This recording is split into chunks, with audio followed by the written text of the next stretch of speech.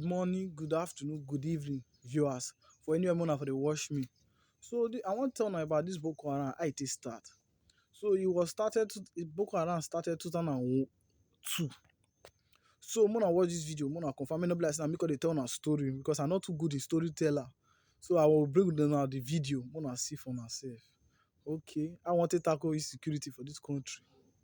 They said Western education was evil, but they used phones to trigger bombs. They claimed to be the defenders of Islam, but they killed children in classrooms, bombed mosques during Friday prayers. If you watch this video They called now, it jihad, you get but the world understanding called of it what did terrorism. happen. This is How the you see story they of Boko play for our Haram, country. how it started, how it fractured, Just a how it listen. destroyed This guy, lives, she and how go some of its break this members down. They today make she are take break getting am. scholarships, You don't know what jobs, they saw for and a this second country. chance You're the at life, listing. while the victims are left with nothing.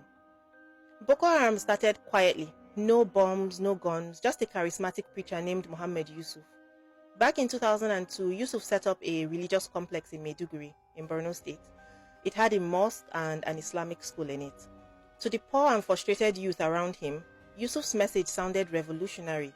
He said Nigeria was corrupt, that the government was evil, and that Western What kind of education, teaching is Boko, that?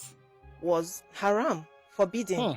He didn't just preach. He gathered his followers to burn school books in public. He told them to pull their children out of government school. He said true Muslims, the very true Muslims, should reject all modern and secular systems.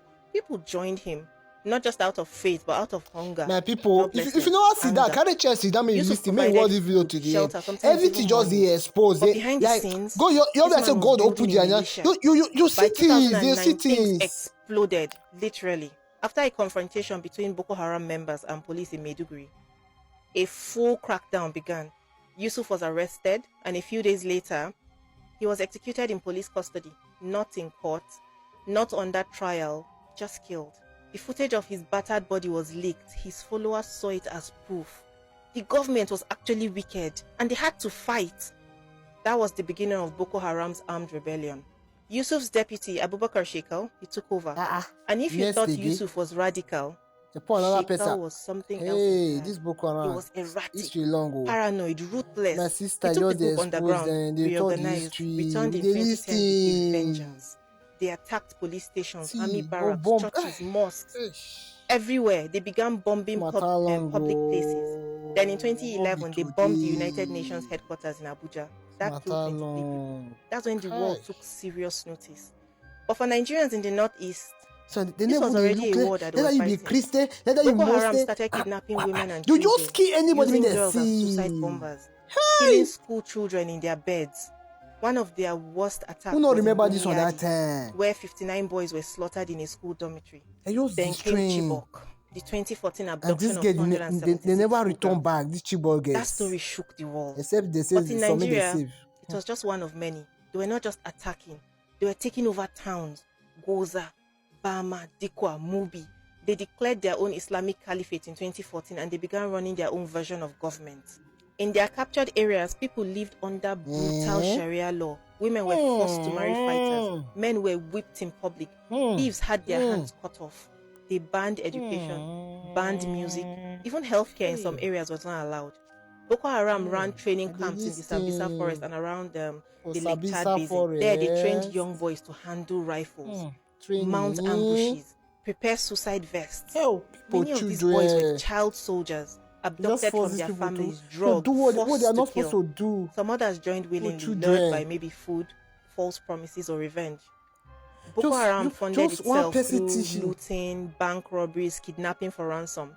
They also taxed people in their occupied towns, and they raided humanitarian convoys.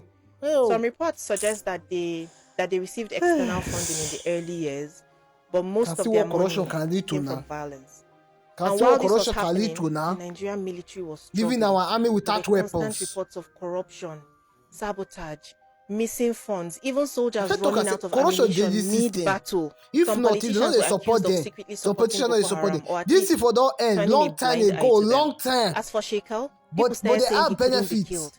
Between 2009 and 2021, the Nigerian military claimed at least 5 times that he had been killed. Each time he would just pop back up with a new video, ranting, waving a rifle, quoting scriptures, mocking the government. Some people started joking that had this man been cloned, because he keeps coming back. Others say maybe he has body doubles. Whatever the truth, he survived airstrikes, gun battles, assassination attempts for years. But his leadership Killing was everybody. chaotic. He killed civilians indiscriminately, even other Muslims. Hey. That's what eventually pushed ISIS to step in 2015. Call invite Boko Haram pledged terrorist. allegiance to ISIS, rebranding itself as Islamic State West Africa Province, ISWAP. But soon, ISIS replaced Sheikha with another leader, Abu Musab. Sheikha refused to step down. The group split. Now there were two terror groups. Boko Haram, still led by Sheikha, unpredictable, violent, and extreme. And then there was ISWAP, more strategic. I remember one clip on showed that all these people are coming, more influence. which it was as if they were saying it's a lie. It was brutal. All this thing happened in front of our eyes. Defectors, burned rival camps. In front of government In 2021, ISWAP fighters surrounded Sheikha in the Sambisa forest. Soldiers, and rather than surrender himself, he blew himself up with suicide. There were no equipment. For real this time. Even ISWAP confirmed this man was dead now. But Boko Haram wasn't gone. Its fighters scattered into smaller cells. Some joined ISWAP. Others continued as rogue attackers. And the violence did not stop. By 2022, Boko Haram and ISWAP, they had killed over 350,000 people. This is according to UN These are not estimates. cows, these are That human includes beings. combat deaths, starvation, disease caused by displacement. More than Nigeria 2.5 million flee. Nigerians were forced to flee their homes. Thousands of children lost their parents or they were born in captivity. To survive, locals started forming the Civilian Joint Task Force, the CJTF. These were regular citizens like farmers, traders, students. They picked up cutlasses, slingshots, sticks, anything. They stood guard at checkpoints. Many of these people died defending their communities. Meanwhile, the Nigerian army, with help from Chad, Cameroon, and Niger, they launched joint operations to push Boko Haram back. Chad, under President Idris Deby, was especially aggressive. They were leading assaults that wiped out major camps. The government introduced a program called Operation Safe Corridor.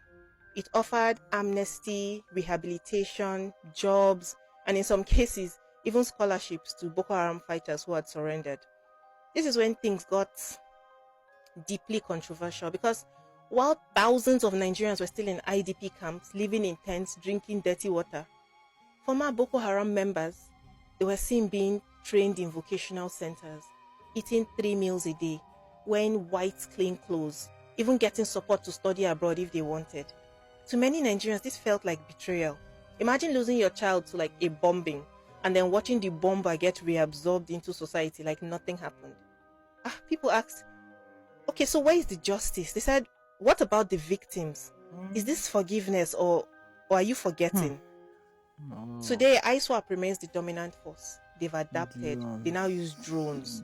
They ambush convoys and they avoid civilian casualties. This is to gain local support. But the trauma is still fresh. Children in Borno still panic when they hear loud noises. Many girls rescued from captivity, they're stigmatized, rejected by their families, and then they have babies that they did not ask for. Governor Zulum of Borno State said it plainly.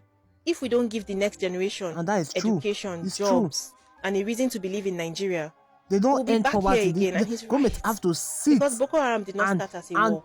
And stop so that this will not occur again. Frustration, watered with neglect. This should not occur again. Silence. That's the real danger. It's not the responsibility of government. It can happen again. It's better we learn from these things. Let me know what you think in the comments. Do you believe in the rehabilitation of the former Boko Haram members? Or do you think that will know the next step for what to do? Maybe justice should have come first? Either way, I have to stop this thing. The clear thing to me is the victims cannot be forgotten. We must never allow this kind of horror to become normal to us.